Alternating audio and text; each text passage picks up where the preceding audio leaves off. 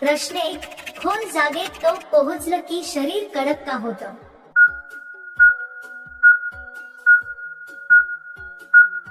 उत्तर, कारण शरीर आपोआप दाब सहन करण्यासाठी स्नायूंना मजबूत करतं.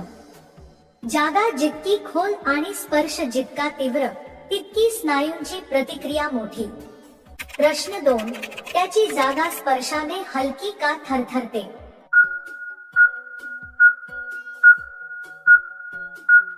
उत्तर, संवेदनशील भागात जास्त नसा असतात.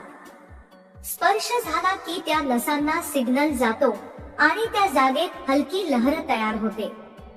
थरथर म्हणजे शरीर जागृत झाल्याचं लक्षण. प्रश्न 3.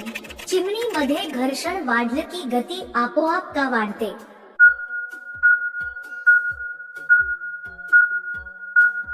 उत्तर, घर्षणाने उष्णता वाढते. उष्णतेने शरीर सक्रिय होतं आणि सक्रिय शरीराची हालचाल आपोआप वेग घेते.